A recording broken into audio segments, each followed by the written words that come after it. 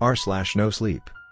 Posted by you/outside your window _ Mom could never find me a babysitter. Everyone knew what happened next door to us. When our babysitter left for college, Mom spent every night making phone calls. She called every teenage girl in town. She called girls in the next town over. She called those girls' grandmothers. I would overhear her. The conversations would go well, then she would say our address. That's when Mom went into full lawyer mode, but it never seemed to work. Everyone knew what happened next door to us. For a few weeks, Mom was able to stay home with me.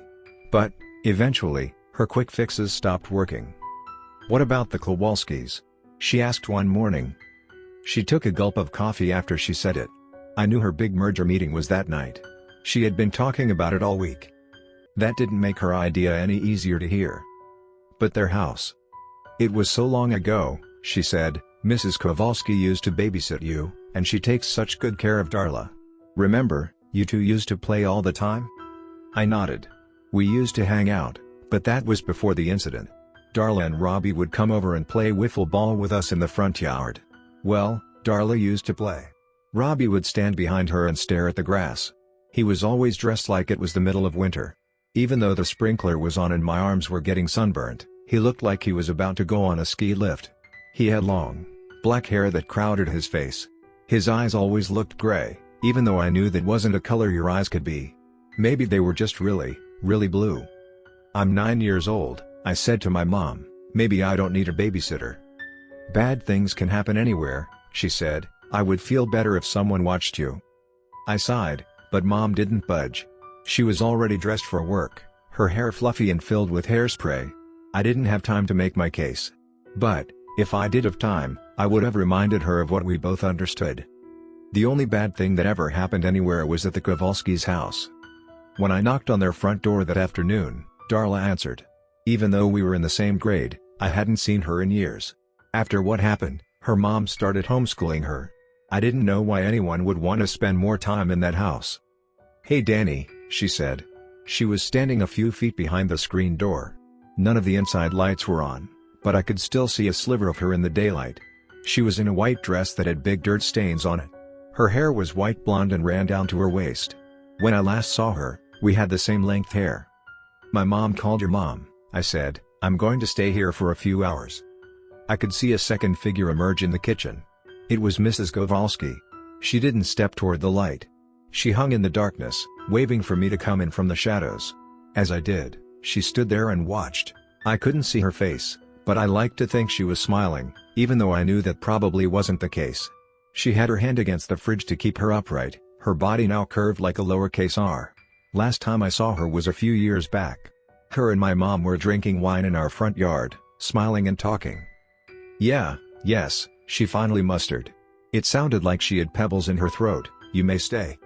With that, she turned around and walked up the stairs, leaving me and Darla alone in the living room. Inside, the house had a strange smell, like an indoor swimming pool. The furniture was covered in plastic. The walls were blank with all of the frames sitting on the ground, their pictures facing the wall. I could see the dusty outlines of where they used to hang. "Let's go downstairs," Darla said. She had a weird inflection, like she was reading out of a book. As she walked, I studied the way her feet moved. Even her steps felt rehearsed. Just a few hours, I thought. Then I could go home. Downstairs, Darla turned on the basement light and guided me through the mess. The back corner was the only section with room to play. There were 2 folding chairs and a lamp, both covered in cobwebs. Everywhere else was filled with junk, old couches, televisions, bookcases. As I walked through the wreckage, I saw a pile of clothes with a post-it note on top of it. It read Robbie. It was mostly winter jackets. "Do you want to play house?" Darla asked. She was standing in the lamplight. I could see more of her now.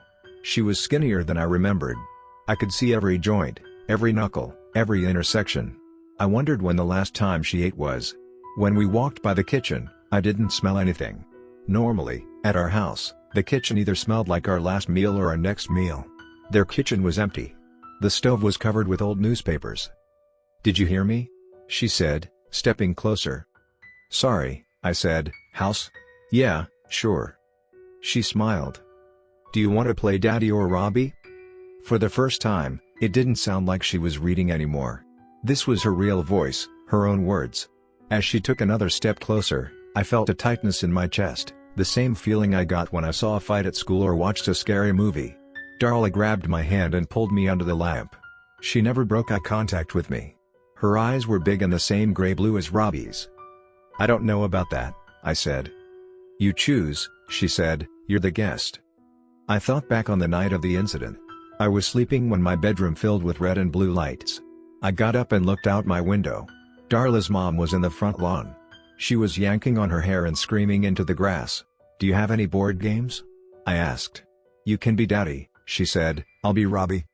As she picked a ski jacket from the Robbie pile, she instructed me to sit on the chair. I did as she said. She pushed her skinny arms through the giant coat and picked up something from the floor. It glimmered in the lamplight. When she walked back over, she wrapped her hair into a bun and coughed a few times, each time making her voice deeper. "I'm Robbie," she started, then repeated, "I'm Robbie, I'm Robbie, I'm Robbie." Once her voice was to her liking, she walked behind me with the object in her hand. In the distance, there was a mirror pointed toward us. I could see her in it. She was tiptoeing toward me. She had one hand, the object hand, behind her back. In the other, she had a piece of paper. She was reading from it. "I offer this to you, Damien," she said. I could feel Robbie's jacket press up against my neck. I could smell something. Maybe it was Robbie, or what used to be Robbie. It reminded me of sour milk. "To repay for all the crimes of my people," she went on, "for their greed, and to keep tyin'." I tried to breathe, but my throat was too dry. Every inhale hurt. After that night, Mom never explained the situation to me. All she said was that there was an accident. I read the articles on the internet. She told me not to, but I did anyway. Some of them had pictures of their living room. The bodies were all blurred. I could feel the jacket press into me again. Robbie's smell grew stronger as Darla wrapped her arm around my neck. She brought the shiny object to my throat. When it touched my skin, I could feel the pinch of a paper cut. As she pressed it harder, the feeling intensified. It was like twisting a pencil point on sunburn. She moved it across my neck slowly, the pressure traveling from my Adam's apple to my ear. There was a burning sensation along my throat. I couldn't tell if I was bleeding. When it ended, she walked in front of me and lifted her sleeve. "Please end the thoughts, my lord," she yelled, her voice breaking at the end of the phrase. Her voice moved between her own and Robbie's, from deep to bright. As she showed me her wrists, I could see the object now more clearly. It was a knife. She glided it softly over her pale wrists. It was serrated along the blade. It looked like there was mud crusted on the handle. She pressed it against her veins. As the first drop of blood ran down her arm, I jumped up. "I need to get back," I said. I walked backwards through the darkness, tripping on clutter as I made my way for the stairs. She looked up at me and pouted. "You're supposed to lay down," she whined. "Lay down and shake a little, then stay there. You're not playing right."